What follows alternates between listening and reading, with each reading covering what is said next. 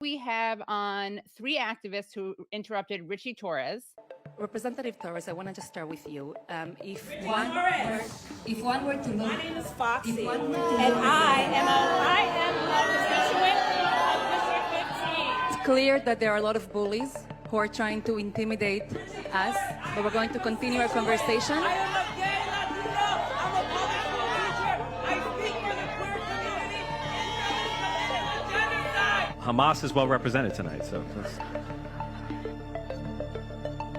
It was very, very difficult to sit there and listen to the propaganda that was coming off that stage. Raping of women, decapitating children. Everybody sitting there smugly applauding themselves for being progressive.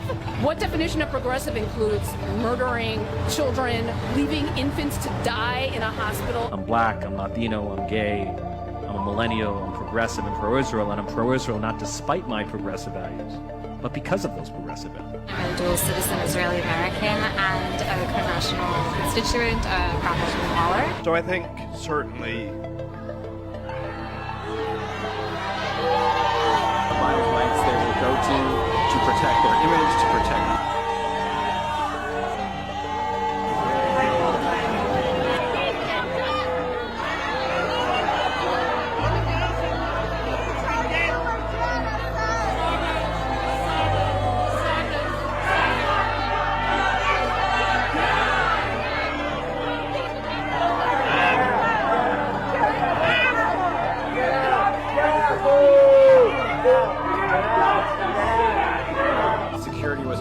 violent. I got like horse collared.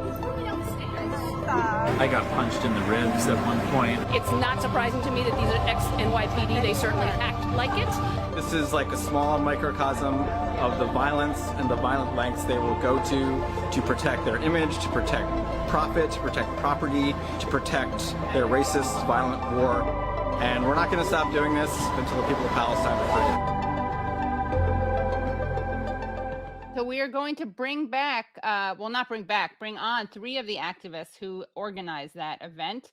Richie Merino, who is an organizer, a New York City public school teacher in the South Bronx, and an anti-imperialist activist and organizer with the Bronx Antiwar Coalition.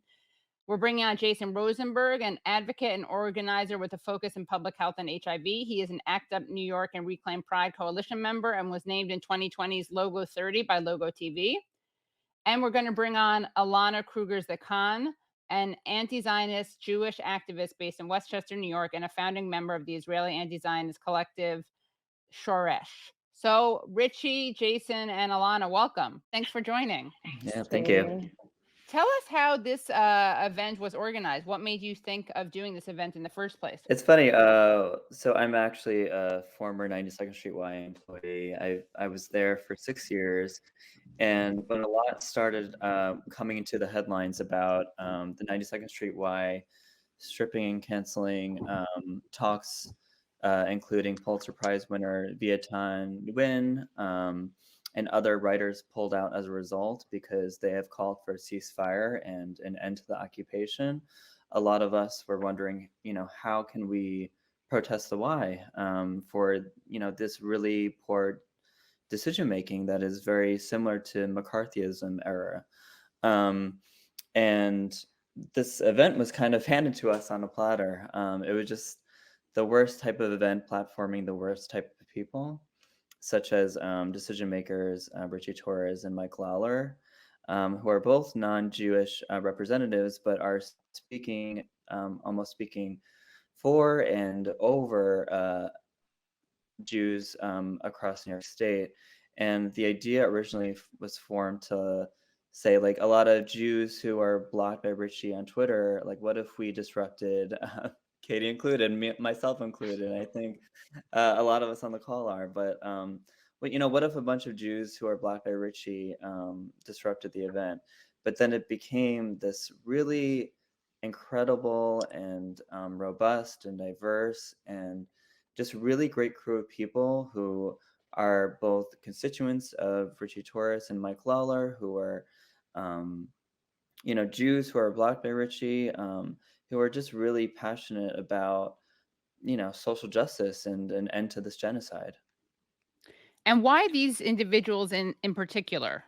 Congressman Lawler and Congressman Torres collaborated on what they celebrated as a bipartisan effort on behalf of Israel. The Abraham Accords is a political initiative to normalize economic relations between Israel and the Arab countries, the UAE, Bahrain, Saudi Arabia. This includes things like opening up travel between tourists, civilians being able to go there, opening up trade between the countries, which up until now has previously been blocked because there's an economic blockade against Israel because of the Palestine issue. So the goal of the Abraham Accords is to override and bypass the Palestine issue politically and economically, which for those of us who are familiar with the boycott and divest and sanctions movement, it's kind of the exact opposite of BDS. It's the attempt to push through Israel and Israeli apartheid as a permanent situation economically and politically, with recognition and acceptance by the Arab countries. And it's widely rejected by the people of the Arab countries, but it's widely desired by the leaders of these, like especially the oil nations, because they receive money and aid and funding from the US, political normalization. There's a lot of benefits to be had by these leaders who are looking to gain in the world's kind of like neo-colonial, neoliberal oil society.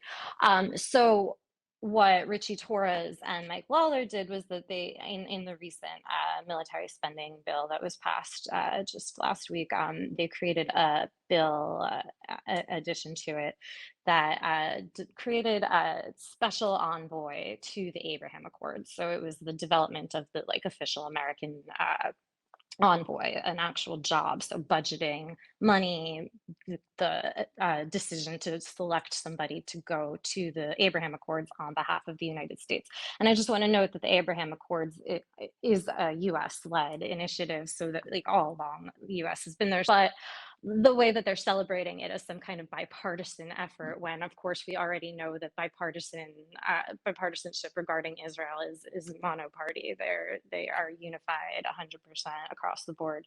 And then for somebody like Richie Torres, who claims to be progressive, to be sitting on stage with Michael Lawler, who happens to be my congressman. Michael Lawler is fairly right-wing, Trump Republican who caucuses with January 6th insurgents. So it really just kind of belies any claim that Richie Torres makes to progressiveness.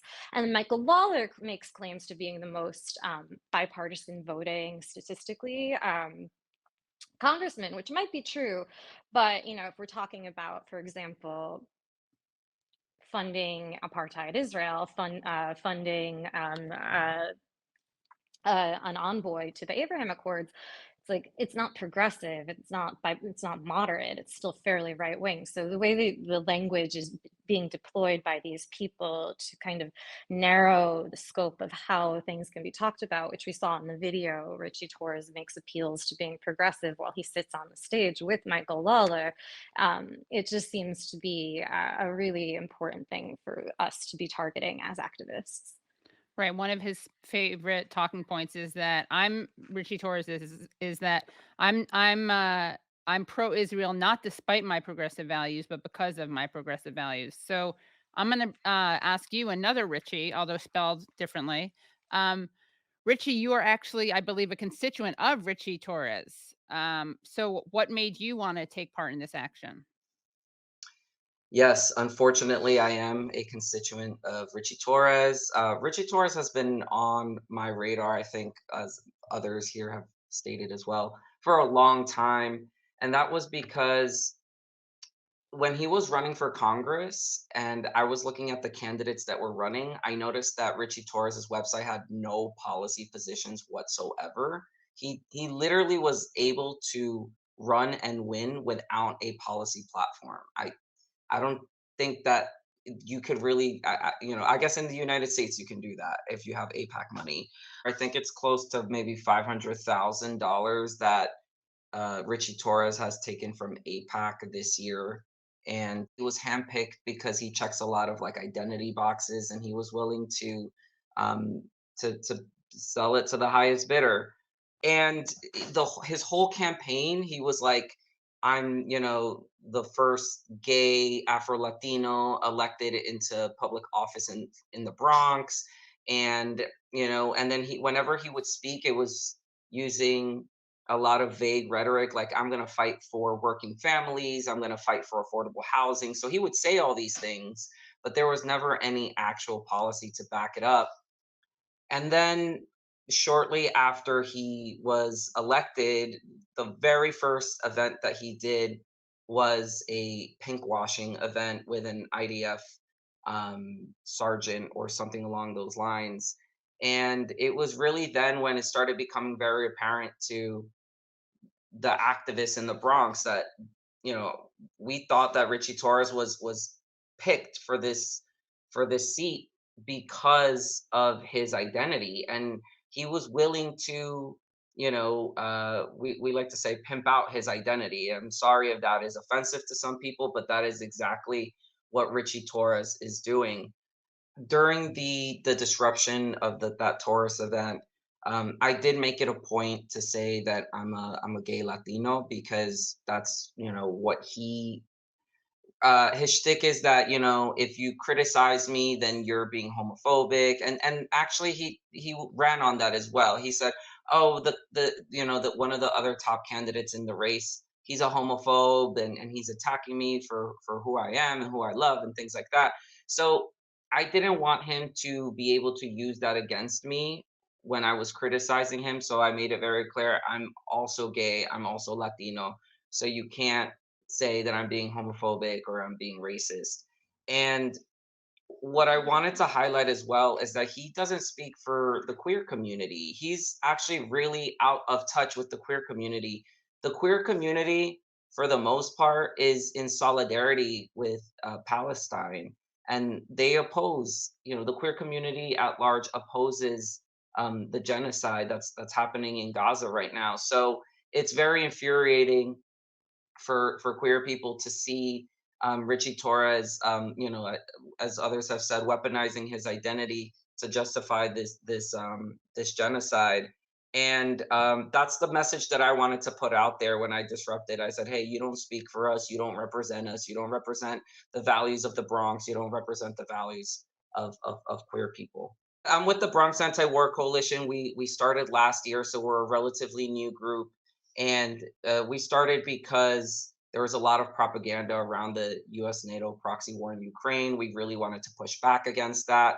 The South Bronx, where I'm from, where I grew up, we suffer from underfunded schools. Our roads and our sidewalks are falling apart, and our youth don't have any recreation centers to go to, right? So our group came together, and we were saying, hey, instead of sending all of this money for this war in Ukraine, we need that money to be invested in our community. Now, because of the ramp up of this of the bombing in Gaza, we've focused all of our attention on that, and we've held various marches and rallies in the Bronx in support of Palestine. But we've also held speakouts in front of Richie Torres's office, and every single time that we've done that, he's shut his office down in order to avoid us. Also, many members in our coalition have uh, called Richie Torres's office, have emailed, and he does not respond. No one in his office responds. Sometimes we'll actually go to his office without announcing anything, and it'll be closed, or they'll tell us, no, you need to set up an appointment in advance. So they want to screen you to make sure that you're not somebody that's going to be, opposing anything that he does. So a lot of us have also asked for his public appearances, and they refuse to give that to us. I'm on his mailing list. He never says, hey, I'm going to be here, or I'm going to be there. So it's been really hard to find him. And when I heard about this event and the opportunity to confront him in person, I jumped on that opportunity, because it's been difficult to even get a chance to meet with him.